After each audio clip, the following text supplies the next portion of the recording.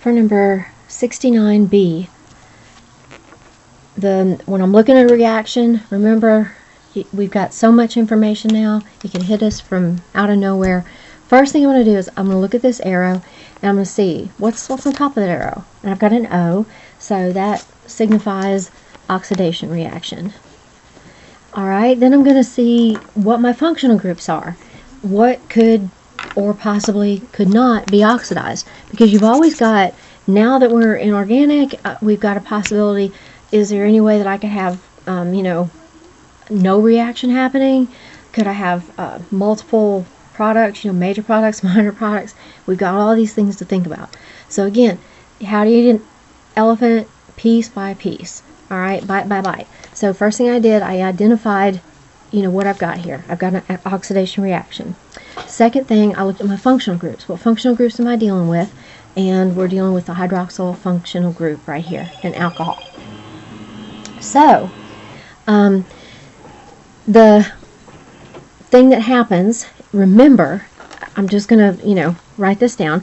Primary alcohol, you're either going to, if you have enough oxidant, you're going to get an aldehyde, which means it's going to look like this. You get this carbonyl group.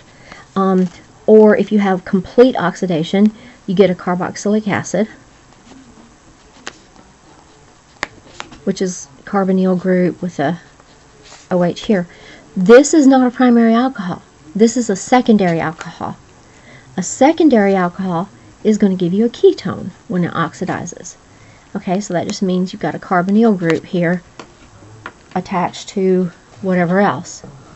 Alright, so breaking down my process again. Number one, I looked. I've got a reaction. I'm already, 3 chapters into this stuff, and there's no telling what could be thrown at me. So I'm immediately going to look. What am I doing? What am I reacting with? I identified I got an oxidation. Second thing I'm going to do is I'm going to look at my functional groups. What kind of functional groups am I dealing with?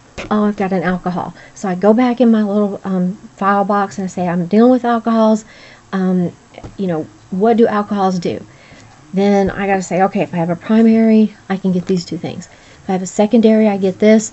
And remember, if you have a tertiary alcohol, there's no reaction for oxidation. Okay, so I've identified that this is a secondary alcohol, and the reason it's a secondary alcohol is because this carbon is attached to 2 other carbons here.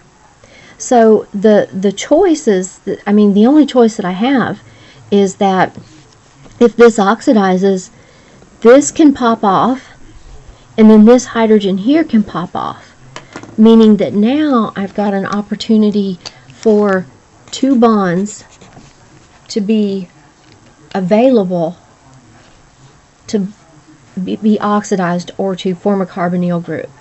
Okay, so what I'm going to get right here is I'm going to get this ketone attached here. Alright, so if I draw that just, more neatly down here at the bottom, I'm going to get my, let's see, CH3, CH2, CH2, and then a C with 2 methyl groups coming off of it. Okay, this right here is where I get a ketone and then a CH3.